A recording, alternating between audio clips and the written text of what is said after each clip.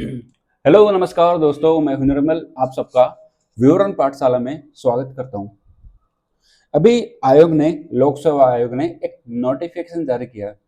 और नोटिफिकेशन एक बहुत बड़ी खुशखबरी है बच्चों के लिए, सभी के लिए वैसे। और वो नोटिफिकेशन निकाला उसने फूड सेफ्टी ऑफिसर का, खाद्य सुरक्षा अधिकारी का। ठीक है, तो हम इसी नोटिफिकेशन के बारे में चर्चा करेंगे कि क्या है नोटिफिकेशन में, क्या लिखा हुआ है, कब से फॉर्म भरा जाएंगे। ठीक है, जो हमारी चर्चा का विषय होगा वो होगा नोटिफिकेशन। और नोटिफिकेशन से भी महत्वपूर्ण होगा कि उस एलिजिबिलिटी कि सर हम फॉर्म भरना चाहते हैं तो हमारी क्या एलिजिबिलिटी, क्या योग्यताएं होना चाहिए। दूसरा, एग्जाम के बारे में चर्चा करेंगे। और फोर्थ वन, सिलेबस, पूरा सिलेबस हम समझेंगे कि आखिर सिलेबस किस प्रकार से दिया गया है। अभी नया सिलेबस आ गया ना, तो सिलेबस किस प्रकार से दिया गया है वो सब हम चर्चा करेंगे। ठीक है, चलो स्टार्ट करें। तो ये मेरे सामने एक नोटिफिकेशन है जो किसने जारी किया था, आयोग ने। ठीक है, ये मैंने नहीं, आयोग ने जारी किया। ठीक है, अभी तारीख आप देख ही सकते हो कब जारी किया, अभी अभी किया था 5 बजे करीब, है ना, 23/6/2025। अभी सॉरी 6 साढ़े 6 बजे करीब नोटिफिकेशन जारी किया था। चलो, क्या लिखा है नोटिफिकेशन में, तो चलो एक ही चीज हम खोलते हैं, क्या लिखा है। सबसे पहले इसमें लिखा है कि भैया आपके सबसे मेन सवाल, फॉर्म कब से भराए जाएंगे। तो आपके फॉर्म भरे जाएंगे कब से, 11 जुलाई, ये लिखा हुआ है देखो। कब से फॉर्म भरे जाएंगे, 11 जुलाई से। ठीक है, अब चाहो तो मैं इसको ले लेता हूँ, है ना। 11 जुलाई से आपके फॉर्म भरे जाएंगे, ये लिखा। कब से फॉर्म भरे जाएंगे, 11 जुलाई से। और कब तक भरे जाएंगे सर, 10 अगस्त तक। तो आपके फॉर्म 11 जुलाई से भरे जाएंगे, कब तक, 10 अगस्त तक फॉर्म भर सकते हो आप। ठीक है, अब फॉर्म भर कौन सकता है, तो इसके लिए उन्होंने एक पूरा एलिजिबिलिटी क्राइटेरिया बता चुके हैं। वैसे कुछ और जान लो, जैसे आयु, सर कौन सी आयु के बच्चे भर सकते हैं, कौन सी आयु के बच्चे फॉर्म भर सकते हैं। देखो यहाँ देखो, आयु की गणना कब से की जाएगी, 1 जनवरी से। सीधी सीधी बात है, जो आपके मार्कशीट में लिखी है। आपके मार्कशीट में क्या लिखी है, यदि आपकी मार्कशीट में, एक सेकंड रुकिएगा, हाँ समझो। यदि आपकी मार्कशीट के अनुसार अब किस वर्ष के हो रहे हो, यदि आप अपनी मार्कशीट के अनुसार कितने वर्ष के हो रहे हो, 21 वर्ष के हो रहे हो, तो आप फॉर्म भर सकते हो। जी हाँ, यदि आप 21 वर्ष के हो रहे हो तो फॉर्म भर सकते हो, लेकिन 10वीं की मार्कशीट के अनुसार। ठीक है, चलो ठीक है, आगे बढ़ते हैं। ये क्या बोल रहा है पता, आयु की गणना 1 जनवरी 2026 से की जाएगी। अब यहाँ पर मुझे थोड़ी सी उलझन दिख रही है। फॉर्म भरा अभी रहा है, और अब आयु की गणना कब से करोगे, 2026 तक। ठीक है, कोई दिक्कत नहीं, आयोग अब कुछ भी कर सकता है। ठीक है, हाँ चलिए। वैसे सही भी लिखा 2026 आप कितने साल के हो रहे हो, जनवरी तक, उसके अकॉर्डिंग इसमें लिखा हुआ है। चलो आगे बढ़ते हैं, अब और क्या लिखा हुआ है इसमें, 10वीं की मार्कशीट इसमें। हाँ, अब बात करते हैं सर, फॉर्म कितने रुपए का भरा जाएगा। तो इसमें लिखा है, पहली बात तो हाँ, यदि आपने कोई गलती कर दी फॉर्म भरते समय, तो आपको गलती सुधारने का मौका दिया जाएगा। कब से, 16 तारीख से। 16 तारीख से लेकर 16 जुलाई, अभी नहीं, ये तो निकल गई वैसे भी। 16 जुलाई से लेकर 12 अगस्त तक आप फॉर्म में क्या कर सकते हो, त्रुटि देखो। फॉर्म भरा, आपसे गलती हुई तो दोबारा आप उसको सुधार सकते हो ना, लेकिन उसके लिए आपको 50 रुपये पे करने पड़ेंगे। ठीक है, क्या कर सकते हो, गलती को सुधार सकते हो, लेकिन आप उसको, आपके मतलब आपको 50 रुपये उसके लिए पे करना पड़ेंगे। अब एक ही चीज बताऊंगा, टेंशन मत लो, सिलेबस वगैरह सब बताऊंगा। ठीक है, सिलेबस वगैरह सब बताऊंगा। अब आते हैं मेन एलिजिबिलिटी क्या है सर। सब मेन तो मुद्दा ये तो यही है हमारा, एलिजिबिलिटी बताओ। तो एलिजिबिलिटी में भाई साहब पहले बोल रहा हूँ, आपका बैकग्राउंड साइंस होना चाहिए। MA BA वाले फॉर्म नहीं भर सकते। ठीक है, क्या क्या होना चाहिए, सबसे पहला इसमें लिखा है, किसी भी मान्यता प्राप्त विश्वविद्यालय से, मतलब आपने ग्रेजुएशन किया है किसी भी यूनिवर्सिटी से। क्या बोल रहा है ये, कि आपने, देखो मैं एक बात यहाँ लिख दूंगा ना, आपने क्या किया है, ग्रेजुएशन, आपने ग्रेजुएशन किया हो, मतलब आपका ग्रेजुएशन होना चाहिए। सर किससे होना चाहिए ग्रेजुएशन, सुनो, विश्वविद्यालय खाद्य प्रौद्योगिकी, मतलब फूड टेक्नोलॉजी वगैरह होती है ना, डेयरी, बायोटेक्नोलॉजी, बायोटेक्नोलॉजी वाले भी भर सकते हैं, है ना। ये लिखा है तेल प्रौद्योगिकी, है ना, कृषि विज्ञान, एग्रीकल्चर साइंस। ठीक है, पशु चिकित्सा साइंस विज्ञान, यदि आपका एनिमल हस्बेंड्री से भी है या साइंस से, तो आप भर सकते हो। बायो केमिकल केमिस्ट्री, है ना। यदि आपका बीएससी लिया है, बीएससी के साथ में आपके क्या है बायोकेमिस्ट्री है, तो आप ये फॉर्म भर सकते हो। यदि आपने माइक्रोबायोलॉजी से किया हुआ है, किससे, माइक्रोबायोलॉजी से किया हुआ है, तो आप फॉर्म भर सकते हो। यदि आपका केमिस्ट्री से किया हुआ है, बीएससी आपने केमिस्ट्री से किया हुआ है, केमिस्ट्री से ग्रेजुएशन किया है, तो आप ये फॉर्म भर सकते हो। कौन कौन भर सकता है सर?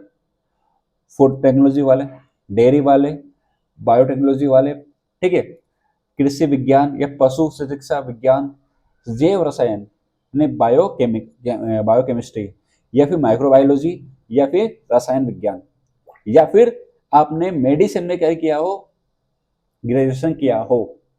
हाँ, first of all graduation must होना चाहिए आपका। क्या होना चाहिए? ग्रेजुएशन होना चाहिए। मतलब ग्रेजुएशन के बिना आप ये फॉर्म नहीं भर सकते, क्योंकि इसमें ऐसा कुछ लिखा नहीं है कि रनिंग में होना चाहिए, ठीक है।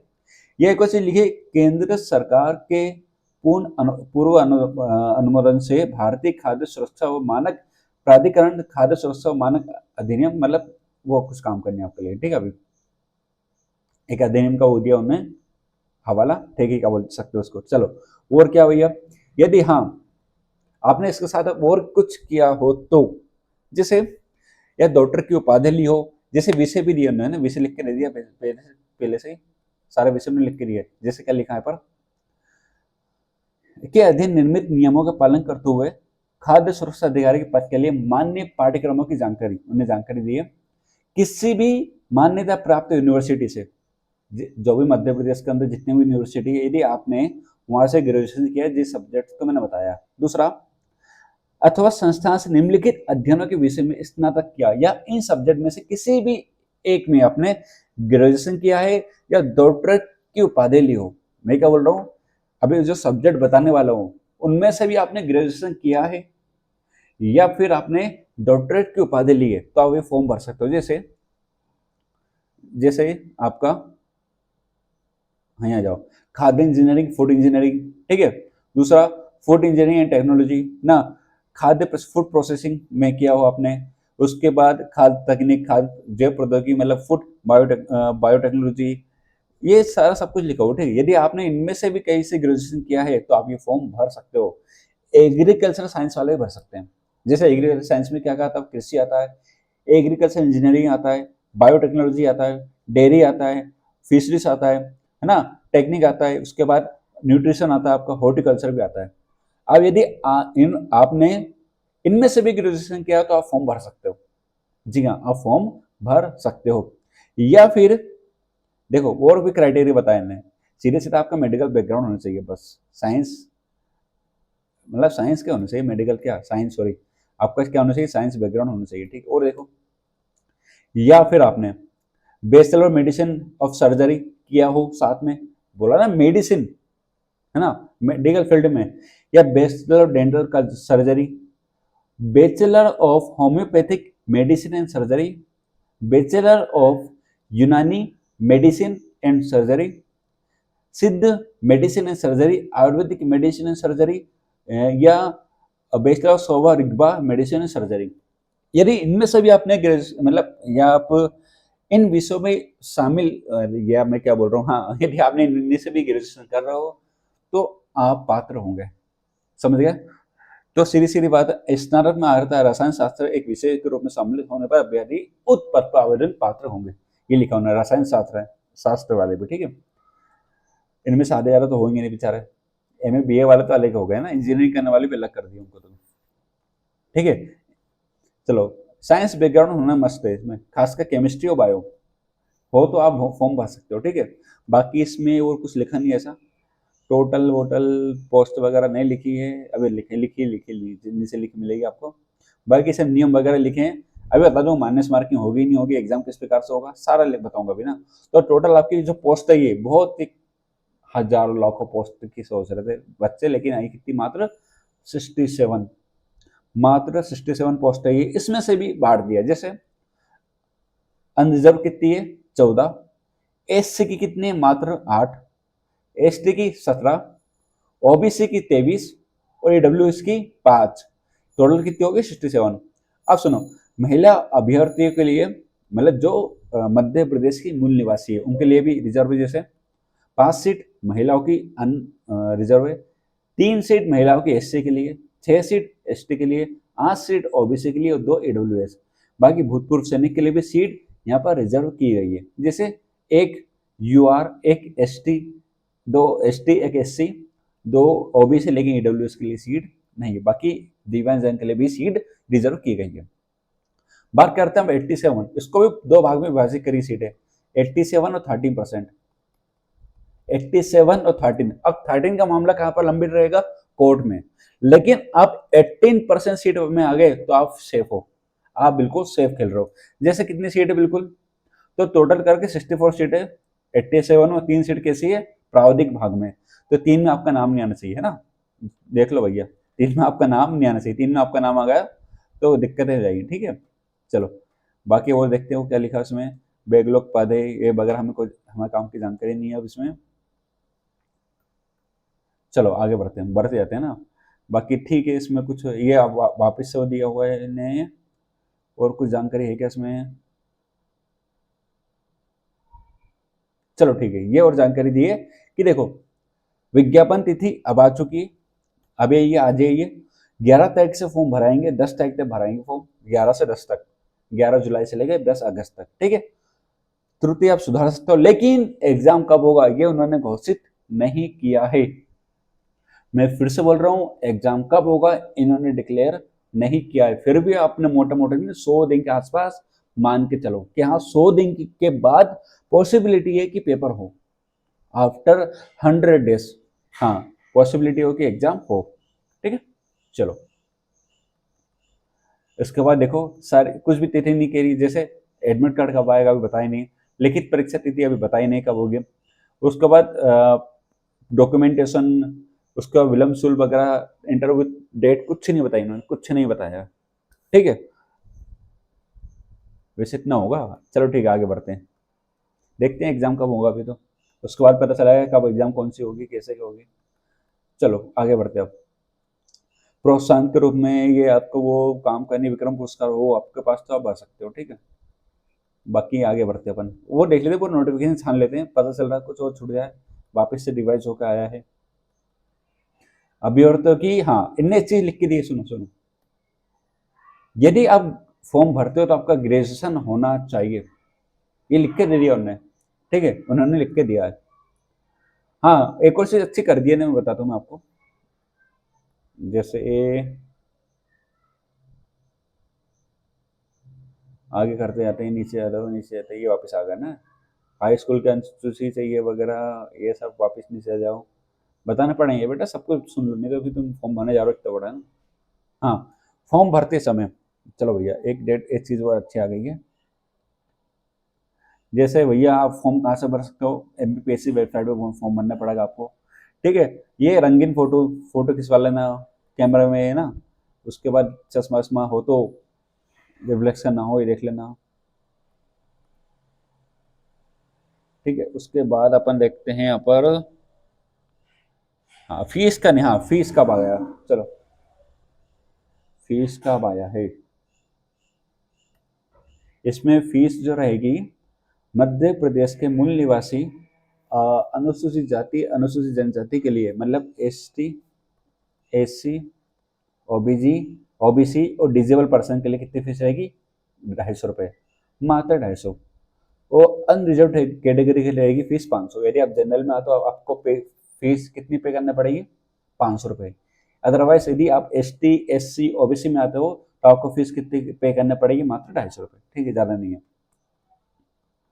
बाकी यदि आपको कोई शिकायत है तो इनके हेल्पलाइन नंबर पर कॉल करो ना और क्या कर सकते हैं अपन, शिकायत है ना। चलो तो मेरे ख्याल से इतना अपन ने कंप्लीट कर चुके, अब हम करेंगे सिलेबस। हाँ एक चीज हो रहा है, इसमें माइनस मार्किंग होगी कि नहीं होगी, अब अपन चलते हैं डायरेक्ट सिलेबस पे, ठीक है। अब हम आ चुके किसके ऊपर, डायरेक्ट सिलेबस, क्योंकि सिलेबस में ना बाकी कहानी आपको 1000 जगहों पर से मिल जाएगी, वो लीगल कहानी है सारी, ठीक है। चलो सिलेबस देख लेते हैं थोड़ा, इसका एग्जाम का पैटर्न मिल लेते हैं कैसा क्या होता है।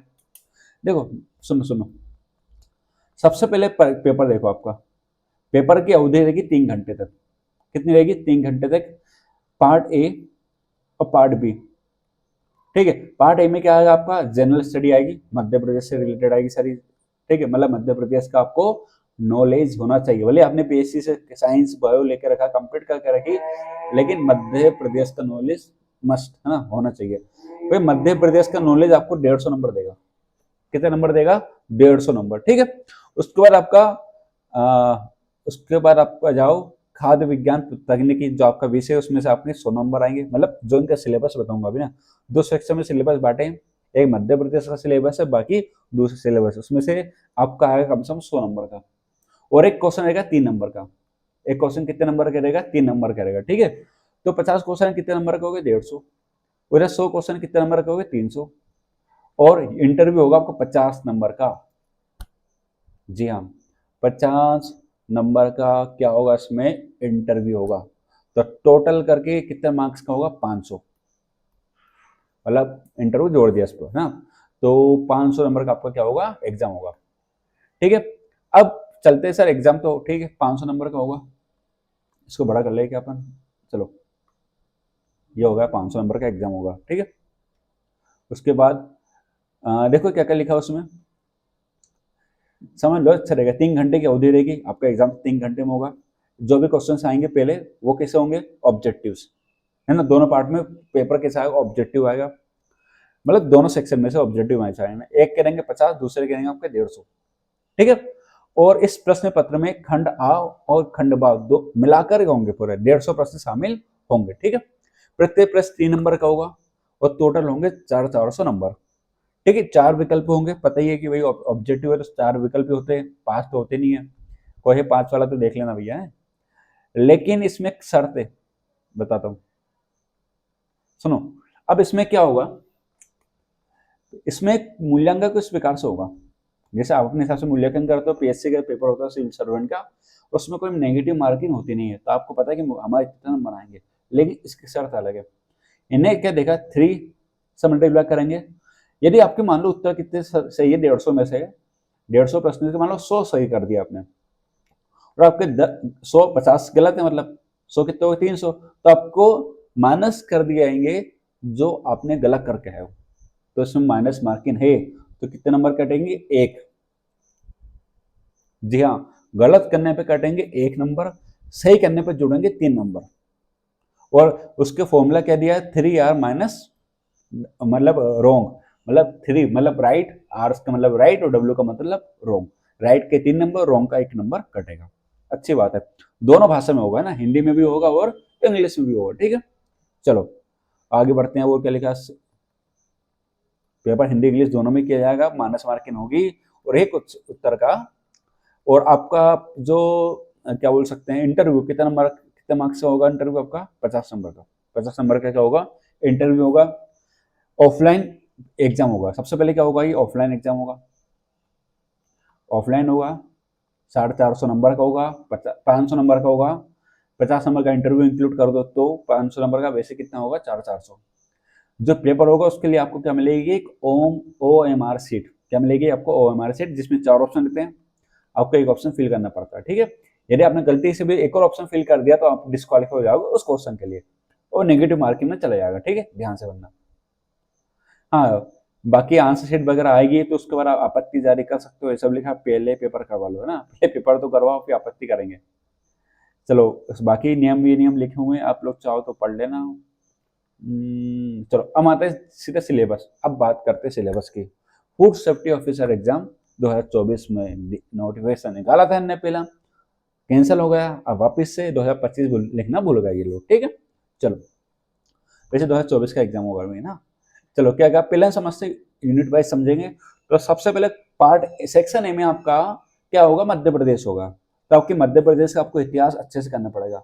जी हाँ, मध्य प्रदेश का इतिहास सबसे अच्छा करना ना। तो मध्य प्रदेश का इतिहास पूरा ही पढ़ो, सब कुछ पढ़ लो। इसके लिए बुक जो प्रेफर करेंगे वो आपके सबसे अच्छी बुक में मानते हो हिंदी ग्रंथ, इतिहास के लिए उठा लेना। या फिर यदि आप किसी कोचिंग के नोट्स उठाना चाहो तो उठा लेना। एक किताब और है मध्य प्रदेश जीके, अपने कवर किया गया है, परीक्षा धाम। परीक्षा धाम से आप मध्य प्रदेश जीके कवर कर सकते हो। हाँ, यदि कोई एमपीपीएससी की तैयारी नहीं करता तो उसके लिए किताब अच्छी है, और जो कर रहे हो तो पढ़ ही रहे मध्य प्रदेश, उनके लिए कोई दिक्कत वाली बात नहीं है। आपको उनसे लड़ना पड़ेगा ना, जिसने मध्य प्रदेश के मतलब पीएससी की प्रिपरेशन नहीं कर रहे। पीएससी वाले तो बेचारे धुरंधर बैठे हैं ना मध्य प्रदेश जीके में, तो मध्य प्रदेश का इतिहास आपको पढ़ना पड़ेगा, आपको सोर्सेस से मैं बता चुका हूँ। अब आता है मध्य प्रदेश का भूगोल, सेम सोर्स है मेरे लिए अभी भी परीक्षा धाम, आप चाहो तो परीक्षा धाम से पढ़ सकते हो, वो हिंदी ग्रंथ एकेडमी। ये मैं इसलिए बोल रहा हूँ, इन पर इतना जोर दे रहा हूँ ताकि हिंदी ग्रंथ एकेडमी भाई साहब गलत तो करती नहीं है, और आप उनका यूज कर सकते हो ऑब्जेक्शन में। बाकी जैसे परीक्षा धाम हो गई, और भी एडिशन आते होंगे मार्केट के अंदर, लेकिन जैसे एग्जाम पीडी आता है आपका, है ना, उसके बाद आप चल जाओ, और कौन सा आता है एडिशन, एक परीक्षा धाम तो हो गया, परीक्षा बहुत मतलब अभी याद नहीं आ रहा मुझे, महावीर करके एक आती है ना एमपी जीके की। और बाकी कोचिंग के नोट्स तो रहते ही मार्केट में मिल जाएंगे आपको आराम से, जैसे कबीर पब्लिकेशन की बुक आ गई मार्केट में, आपकी निर्माण आइस की आ गई मार्केट के अंदर, कोचिंगों के नोट्स आ चुके हैं मार्केट के अंदर।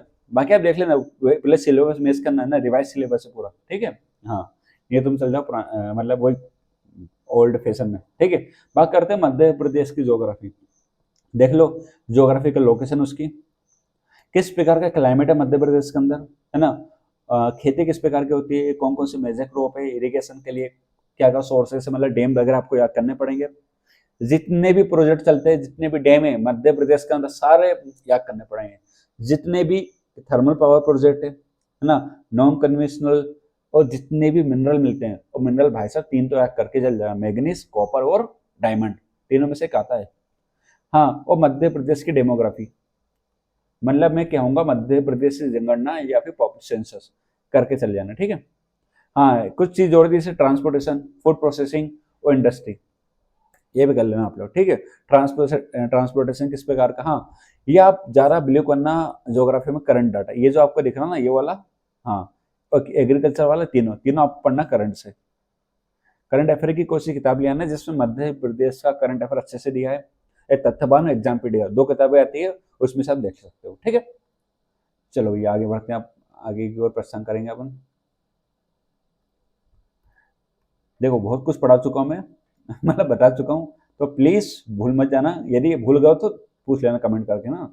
अब बात करते हैं वही पॉलिटिक्स की, मतलब मध्य प्रदेश की पॉलिटिक आएगी कि नहीं आएगी, बिल्कुल आएगी, दोनों मध्य प्रदेश की पॉलिटी भी आएगी, मध्य प्रदेश की इकोनॉमी, तो चारों सेक्शन आ रहे, इतिहास भी आ रहा, ज्योग्राफी भी आ रही, लेकिन आपको ऐसा नहीं भैया, सुनो सुनो सुनो, आपको पीएचडी नहीं करना है।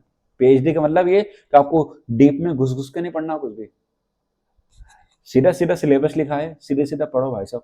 हाँ, राज्यपाल लिखा है, राज्यपाल की जन्म कुंडली में निकालने लग जाना, किस राज्यपाल, कौन सा राज्यपाल किस लिए फेमस है, बस मुख्यमंत्री, मंत्रिमंडल, विधानसभा, उच्च न्यायालय, लोकायुक्त। अच्छा, राज्यपाल कैसे पढ़ोगे, राज्यपाल की लिस्ट दे दी है, उनके कुछ काम होंगे महत्वपूर्ण, जैसे भैया आप चल जाओ, भाई महावीर हो गए आपके, ठीक है। उसके बाद आप चल जाओ, मतलब जितने भी राज्यपाल आप सभी के पास चल जाओ ना, जिस जाओ महत्वपूर्ण, मुख्यमंत्री देख लो, ठीक है। मुख्यमंत्री के बाद मंत्रिमंडल देख लो, सबसे लंबे समय तक मुख्यमंत्री कौन रहा, सबसे शॉर्टेस्ट कौन रहा, उसके बाद एकमात्र ट्राइबल मुख्यमंत्री कौन रहा, इस प्रकार के सारे फैक्ट आप तैयार कर लेना। मंत्रिमंडल में आप क्या करोगे, कौन कौन से मंत्री क्या है भी, ये आप कवर करोगे करंट अफेयर से, ठीक है। उच्च न्यायालय हाई कोर्ट के बारे में, लोकायुक्त के बारे में, सेक्रेटरीट, ये अच्छा ऐड कर दिया ना, मुख्य सचिव, संभागयुक्त पुलिस कमिश्नर, ये भाई नई चीज है, तो आप लोग अच्छे से पढ़ लेना इसको ना, बुक लेना इसके लिए अलग से। तो जिला प्रशासन, नगरीय प्रशासन, स्थानीय और पंचायती राज, सीधा सीधा आपको 73rd और 74th दोनों संशोधन इसमें पढ़ने पड़ेंगे आपको, ठीक है। स्टेट इलेक्शन कमीशन, है ना, स्टेट इंफॉर्मेशन कमीशन, राज्य सूचना आयोग, एसटीएससी कमीशन अच्छे से पढ़ने पड़ेंगे, ओबीसी कमीशन और वुमेन कमीशन, ठीक है। कमीशन आप पढ़ चुके हो मेरे ख्याल से, जिसका पहली बार हो पढ़ लेना, एसटीएससी कमीशन वगैरह पढ़ लेना, ठीक है। आगे बढ़ते हैं वो, ठीक है, ये तो पॉलिटिक्स हो गया। अब बात करते हैं इकोनॉमिक की।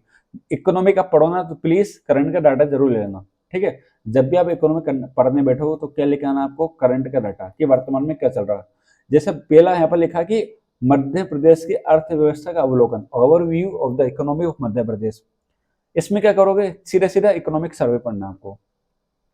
अच्छा, इकोनॉमिक सर्वे कौन से साल का पढ़े, देखो जैसे एग्जाम अभी नोटिफिकेशन जून चल रहा है, तो जून जुलाई अगस्त सितंबर नवंबर के आसपास मान के चलो एग्जाम होने की संभावना है, तो अभी चल रहा है 2025, तो 2025 का पूरा इकोनॉमिक सर्वे, 2025 का पूरा इकोनॉमिक सर्वे आप लोग पढ़ लेना, ठीक है।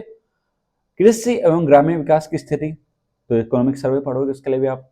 औद्योगिक एवं आधारभूत, इसके लिए भी इकोनॉमिक सर्वे पढ़ोगे।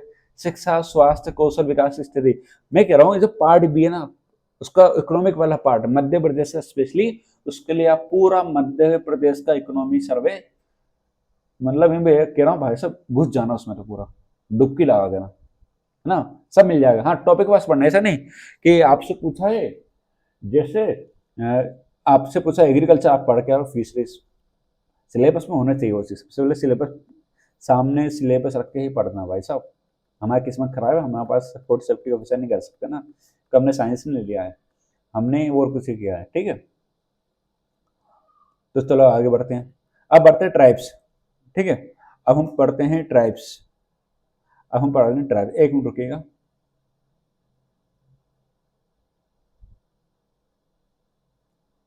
चलो ट्राइब से पढ़ेंगे, ट्राइब्स पढ़ेंगे, मतलब बता देता हूँ मैं आपको ना ट्राइब्स से क्या क्या आएगा। सुनो, अब ट्राइब्स के लिए किताब कौन सी ले, देखो निर्माण आयस की किताब आ चुकी है मार्केट में, और वो भी किताबें आ चुकी है। मुझे निर्माण आयस के सिर्फ आ रहा था क्योंकि अभी 20 मिनट पहले निर्माण आयस का वो आया था नोटिफिकेशन, है ना, सिलेबस का। मतलब किसी ने मुझे भेजा था, इसलिए बोल रहा हूँ। चलो वापिस आते हैं अपन इस पे। मध्य प्रदेश की जनजातियों का भौगोलिक विस्तार, मतलब कहाँ कहाँ पर जनजाति विस्तार है, ठीक है। आगे, जनजातियों से संबंधित समाधानी प्रावधान, ऐसे लग रहा है कि पीएससी का जो आपका सिविल सर्विस वाला जो एग्जाम होता है पूरा वो दे दिया उन्होंने, सिविल सर्विस वाला। पीवीजीटीएस जनजाति, है ना, ट्राइबल जनजाति जो पिछड़ चुकी है बहुत ज्यादा, उनको कोई करना है। उनकी परंपराएं, कला, त्योहार, भाषा, उत्सव, बोली, साहित्य, सब कुछ पढ़ो भाई सब। उनको लेके कौन कौन से इंस्टीट्यूशन है, तो मैं दो किताब प्रेफर कर रहा हूँ आपको, वो निर्माण आईएएस की या परीक्षा राम, इन दोनों में से कोई किताब पढ़ लेना। निर्माण आईएएस की या परीक्षा राम, दोनों में से कोई किताब पढ़ लेना, काम हो जाएगा अपना, काम हो ही जाएगा आपका काम, ठीक है। और नहीं काम हो तो फिर बात की बात हो, तो पेपर आए उसके बाद पता चलेगा वो काम होगा कि नहीं होगा। बात करते लास्ट में टेक्नोलॉजी, ठीक है। लास्ट में आपका टेक्नोलॉजी नहीं है ये, तो वो है अपना इंटरनेशनल, नेशनल कम्युनिकेशन टेक्नोलॉजी, सब कुछ इसमें, ठीक है। पहली बात तो इसमें इवेंट देखोगे, करंट अफेयर देखना आपको कि कौन कौन से इंटरनेशनल नेशनल इवेंट हुए हैं, ठीक है। कौन कौन सी स्कीमें चली गई है वो देखना पड़ेगी आपको, कौन कौन सी योजनाएं चली गई है, क्या क्या पर्सनैलिटी है, सीधी सीधी बात है भाई साहब, करंट अफेयर। और लास्ट में कंप्यूटर का छोटा सा पोर्शन ऐड करा है, तो आपको जानकारी होना चाहिए, जैसे computer, information technology, A governance, basic knowledge of AI का बेसिक नॉलेज, इतने डीप में मत जाना, जैसे बिक्सबी किसका है और कोटन किसका है, इन सबको पढ़ना है। क्लाउड कंप्यूटिंग क्या होती है, कंप्यूटिंग, डाटा साइंस क्या होती है, इंटरनेट थिंग्स, इंटरनेट थिंग्स मतलब ये स्मार्ट गैजेट होता है ना, जैसे वो लोग बंद हो जाए तो बंद हो जाता है वो, है ना, इस तरह से, ठीक है। चलो ये पार्ट ए का अपन ने कंप्लीट कर चुके, अब चलते हैं किसकी तरफ, भाग पी बी की तरफ। देखो पार्ट ए में तो अपनी कमांड थी तो अपन ने समझा दी, अब समझते हैं भाग पी में है, ठीक है। मैं इसको प्रेफर कर रहा हूँ इंग्लिश में, ठीक है, क्योंकि मुझे इंग्लिश में अच्छे समझ में आ गई है। ओके ओके ओके, ठीक है, एक सेकंड रुकते हैं, क्या हो रहा है ये, चलो ठीक है। इसकी भी 10 यूनिट है आपके पास, चलो हाँ, एक एक यूनिट देखते हैं, ये मेन है थोड़ा सा ना, सेक्शन छोटा सा है बहुत, आराम से आपका 1 महीने में 2 महीने में आपका आराम से हो जाएगा, 2 महीने में मोर देन सफिशियंट। अब बात करते हैं बेसिक फूड साइंस की, इसमें आपका क्या पढ़ोगे, इतिहास पढ़ोगे फूड का, इसका किस प्रकार से प्रिजर्वेशन किया जाता है, अलग अलग मेथड अपनाई जाती है प्रिजर्वेशन के लिए, वो पढ़ना आपको पड़ेगी। ट्रेडिशनल फूड, उनकी क्या इंपॉर्टेंस रहेगी, जैसे बाजरा हो गया, रबी हो गई, ये सब इनकी क्या, रगी रगी, इन सबकी क्या इंपॉर्टेंस रहेगी वो देखना पड़ेगा आपको। फूड फोर्टिफिकेशन क्या होता है और क्या क्या चैलेंजेस है आज की तारीख में, ठीक है। ट्राइबल फूड, जो ट्राइब्स खाते हैं महुआ वगैरह जो होता है उनका, हाँ वही।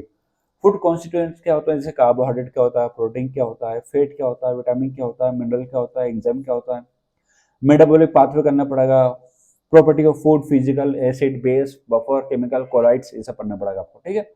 मतलब अच्छा खासे पढ़ना पड़ेगा आपको इसके लिए, तो इसमें मेहनत ज़्यादा पढ़नी पड़ेगी आपको।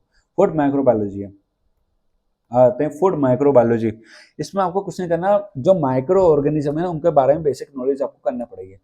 Morphology, physiology, growth, nutrition, reproduction में जो भी होता है उन सबके बारे में नॉलेज उन्हें लिख के दे दिया ना, उनका क्लासिफिकेशन पढ़ना है, मॉर्फोलॉजी पढ़ना है, उनकी फिजियोलॉजी पढ़ना है, ग्रोथ पढ़ना है, न्यूट्रिशन पढ़ना है, रिप्रोडक्शन पढ़ना है, माइक्रोबायल ग्रोथ पढ़ना है, ठीक है। फूड पॉइजन क्या होती है और इससे क्या क्या कौन कौन सी बीमारियां हो सकती है ये पढ़ना पड़ेगा आपको। फूड फर्मेंटेशन होता है ना कि फूड को किस प्रकार से मतलब वो दूसरी तरीके से इस्तेमाल किया जाए, प्रिजर्व किया जाए, वो सब बात होती है।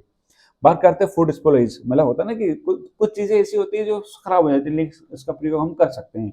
दूध को खराब कर सकते, दही बना सकते हैं, इस प्रकार की चीजें लिखी हुई इसमें हम कर सकते हो, और बचाना भी इनको, ऐसा नहीं है। माइक्रोबायल टेक्निक, जैसे टाइप कितने टाइप के माइक्रो ऑर्गेनिज्म होते हैं, उनकी morphology, culture, media preparation, SPC और टीपीसी, ठीक है। ये देखना पड़ेगा एक बार मुझे ना, थोड़ा सा डिटेल में एनालिसिस करना पड़ेगा। फूड एंड न्यूट्रिशन आपका ये आ गया, वो एक चीज आ गई, बैलेंस डाइट वगैरह होगा इसमें। हाँ वही है, चलो। फूड एंड न्यूट्रिशन होगा, बैलेंस डाइट हो गई। ह्यूमन न्यूट्रिशन स्टेटस क्या होगा, मतलब आज की तारीख में किस प्रकार से हमारा न्यूट्रिशन स्टेटस है ना। हेल्थ वगैरह हो गई, माइक्रो मैक्रो न्यूट्रिशन, बाकी आप देख लेना कितने 3 यूनिट तो हो गई।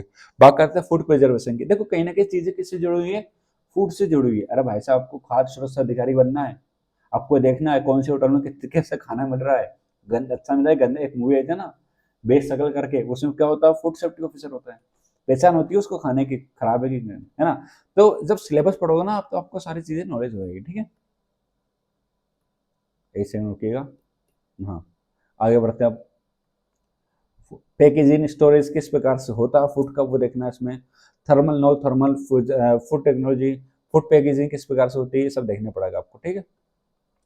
अब इंडिया के अंदर किस प्रकार से खेती होती है, कौन सी यूनिट है, यूनिट 5वीं। बाकी जब पढ़ोगे ना आप सिलेबस खुद डिकोड कर लोगे, इतना कोई टफ नहीं चीजें नहीं दी है सिलेबस के अंदर, लेकिन चीजें बहुत सारी दी है। कम से कम भाई साहब जैसे 10 यूनिट टेस्ट हो गई, 4 यूनिट हो, 14 यूनिट हो गए टोटल अपने पास। फिर भी 3 4 5 महीने भाई लगे, टाइम लगेगा इसमें। Food safety,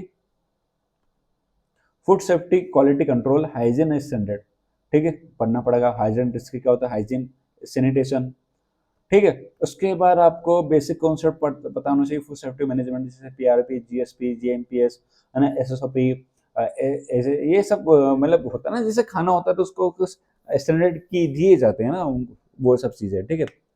integrated agriculture production technology के बारे में आपको नॉलेज होना चाहिए। देखो क्रॉप प्रोडक्शन वगैरह, स्पीसीज वगैरह, animal husbandry, animal food product processing, है ना। मीट कितने टाइप के होते हैं, मीट पढ़ोगे ऐसा नहीं करना है ना, मीट पढ़ना पड़ेगा आपको। स्लोटरिंग क्या होती है, जैसे ये सब एक एनिमल प्रोडक्ट है ना, इन सबको यूज करना, मतलब यूज का आपको पता होना चाहिए ना। फूड आपको अधिकारी बनना है, ठीक है, तो आपको ऐसा पता होना चाहिए। एक का क्या जो अंडे होते हैं उनका physical, chemical, nutritional, functional characteristic बताना पड़ेगा आपको। जो मिल्क है उसका किस प्रकार से यूज किया जा सकता है, अलग अलग टाइप से आपको बताना पड़ेगा। और आजकल जो हमें एक चीज मिलती है ना, दूध में मिलावट, वो भी देखना है आपको। Food processing technology, last unit इसकी न, 2 यूनिट बची, 9 और 10, 2 यूनिट वो बचे ना। उसको use of non thermal technology, न्यूट्रोसेटमल मेथड ऑफ फूड प्रिजर्वेशन के अलग अलग मेथड 2 3 बार आ चुका है, तो ठीक है। Harder technology, hydrostatic technology, microwave processing, ये तो भाई साहब जिसका अच्छा खासा वो है ना, क्या बोल सकते हैं, डीप नॉलेज इनके बारे में, फूड प्रोसेसिंग को लेकर खास कर, ठीक है, वो बता सकता है आपको अच्छे से। आप किसी फैक्ट्री वैक्ट्री में चल जाना, 1 2 महीने ट्रेनिंग ले लेना। देखते हैं क्या करते हैं कोचिंग वाले अभी। आप फूड से लेकर कुछ नियम भी नहीं होते हैं वगैरह, नियम वगैरह होते हैं कि आपने यदि फॉलो नहीं किया तो आपके ऊपर कार्रवाई होती है, मतलब जो फॉलो नहीं करता ना। जैसे रूल्स रेगुलेशन होते हैं, सर्टिफिकेशन दिया जाता है। भोग को सर्टिफिकेशन मिला है, जैसे उज्जैन के भोग को, इंदौर में खजराना भोग को सर्टिफिकेशन मिला हुआ है। यदि आप कोई भी खाना का सामान देखते हो उसके पीछे सर्टिफिकेशन बना होता है एफएसएसआई का, ठीक है। वो सबके होते हैं, आपको इसे देखना पड़ेगा, ठीक है। तो टोटल करके क्या क्या कहानी निकल कर आएगी आपकी, तो थोड़ा सा हम यहाँ पर कहानी को समझते हैं एक बार, है ना। एलिजिबिलिटी क्या है मैं आपको बता चुका हूँ, नोटिफिकेशन आ चुका है, 10 तारीख से फॉर्म भराएंगे, 11 तारीख से फॉर्म भराएंगे 10 अगस्त तक, ठीक है।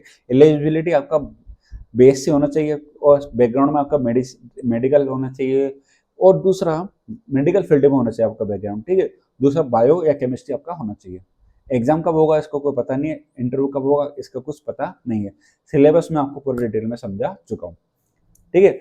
अब बात करते हैं सर माइनस मार्किंग, तो माइनस मार्किंग होगी, टोटल आपके 50 प्रश्न एमपी के होंगे, 100 प्रश्न आपके सेक्शन बी के रहेंगे, या होगा टोटल आपका 150 नंबर का, और ये रहेगा 300 नंबर का। ठीक है, टोटल करके 450 नंबर का आपका एग्जाम होगा, जिसमें आपके 50 नंबर का क्या होगा, इंटरव्यू होगा, टोटल करके होगा 500।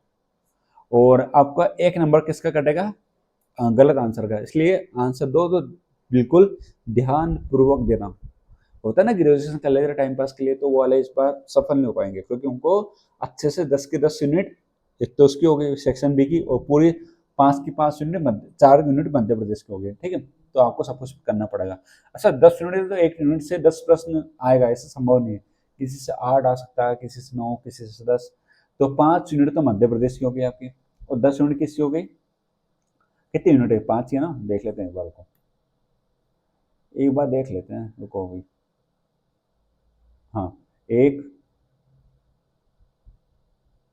हाँ 5 यूनिट किसके हैं, मध्य प्रदेश के। तो 50 150 नंबर की एक, मतलब आपका, सुनो सुनो सुनो, मध्य प्रदेश में थोड़ा सा फायदा दे रहा हूँ मैं ना, एक सेकंड रुकना थोड़ा सा, यहाँ कर लो। सुनो, जैसे 50 नंबर का आएगा, एक क्वेश्चन 3 नंबर का, 150 नंबर का आपको मध्य प्रदेश का आ रहा है पोर्सन है। ठीक है, और 100 300 ये आगा आपका 300 नंबर का। ठीक है, तो ये वाला पोर्सन आपका थोड़ा सा स्ट्रॉन्ग होना चाहिए। भले मध्य प्रदेश आप पढ़ लो, यदि सेक्शन भी आपका स्ट्रॉन्ग नहीं है तो आप वैसे डिस्क्वालीफाई हो, ऑटोमेटिक डिस्क्वालीफाई हो जाओगे आप तो, है ना। अब ऐसा भी तो है नहीं भाई मध्य प्रदेश के सारे प्रश्न अटेम्प्ट कर लोगे और उस तरह डिस्क्वालीफाई, कोई बड़ी बात नहीं है। ठीक है, और 50 नंबर का लास्ट में क्या होगा, इंटरव्यू। इसमें किससे भी आपका 30-35 नंबर लाओगे तो क्वालिफाई हो पाओगे। मैं कह रहा हूँ 50-500 में से आपको कम से कम 350 के आसपास तो आई, मतलब ये तो कट ऑफ वगैरह निकलेगा, वो बात अलग है, लेकिन 350 सेफ खेलोगे। ठीक है, बात करें एग्जाम कब तक हो सकता है, तो मेरे अनुसार 100 दिन तक तो भूल जाओ कि एग्जाम होगा, 100 दिन के बाद ही आपका एग्जाम होने की संभावना है। ठीक है, तो ये था पूरा डिस्कशन। इसके अलावा यदि कुछ भी नया अपडेट आता है तो आपको दे दिया जाएगा। ठीक है, तो ये था फूड सेफ्टी ऑफिसर एग्जाम के बारे में पूरा डिटेल एक्सप्लेनेशन, नोटिफिकेशन, एलिजिबिलिटी में आपको सब कुछ इसमें बता चुका हूँ। कब फॉर्म भराएंगे वो बता चुका, एग्जाम कब होंगे इसका कोई अभी गारंटी नहीं है, 100 दिन बाद ही एग्जाम हो सकते हैं। तो अभी भी आपके पास 100 डे से प्रिपरेशन करने के लिए। चलिए, तो फिर मुलाकात करेंगे आपसे अगले क्लास में। आप लोग अपने ध्यान रखिए, पढ़ाई कीजिए। ठीक है, फिर मिलते हैं नेक्स्ट क्लास में। जय हिंद, जय भारत।